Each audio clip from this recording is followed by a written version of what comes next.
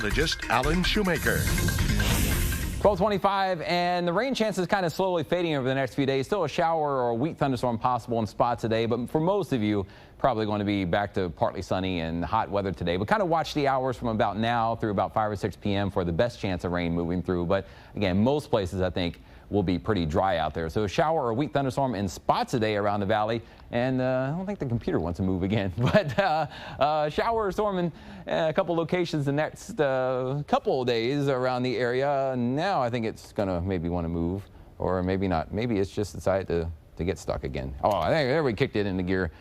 The rain chances will be fading away more as we get toward the weekend coming up. So First 1.5 Doppler network is dry for the most part. The sea breeze boundary I showed you earlier near the top of the newscast is kind of right in here over Cameron and Woolsey counties, drifting its way to the west slowly, but along the boundary there's not as much rain as the last several days. So when it does come through your area this afternoon, it may pop off a quick little shower or a weak storm, but we're not expecting a long-lasting any heavy rain around the area. You see a couple showers near San Perlita and Willamar. Farther south, even just in the last few minutes or so, showers beginning to build up northwest of Los Fresnos and on the north side of Brownsville. If you're watching from Brownsville, kind of right on the north side around, you see once you get near Paredes Line Road and near Morrison Road, kind of on the north side there, north of the mall. So a couple of showers coming through.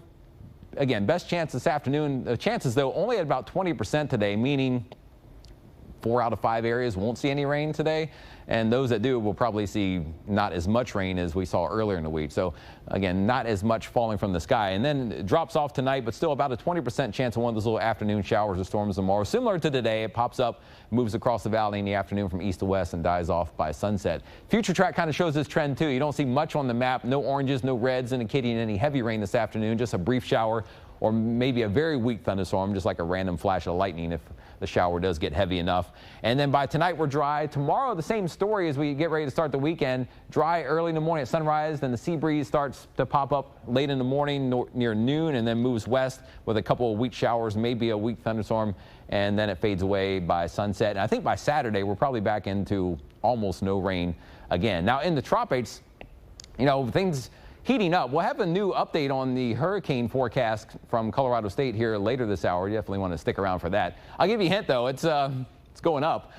Tropical satellite here. This is looking across the southern Gulf of Mexico. We would be up here just off the map, but here's Mexico.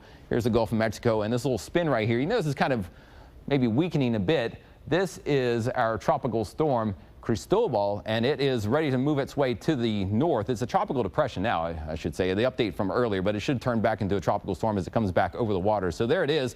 Winds are at 35 miles per hour, east-southeast movement, barely moving, but it's just over land. As it comes back over water by later tonight and tomorrow, then it could easily reform into a tropical storm. Could be on its way toward Louisiana by early Monday morning or late Sunday night. But you notice the possibilities swing anywhere in that cone, which includes far eastern Texas. Once you get east of Houston toward Beaumont, if you have travel plans toward that area this weekend, you still want to be concerned because some of the wind may still spread out into parts of East Texas if it does get strong enough. But more than likely going to miss most of Texas and definitely miss the valley. No threat here besides maybe a little bit of higher waves and surf at the coast this weekend. But then it fades away by early next week up in the Mississippi Valley. So our weekend, though, will start to get hotter.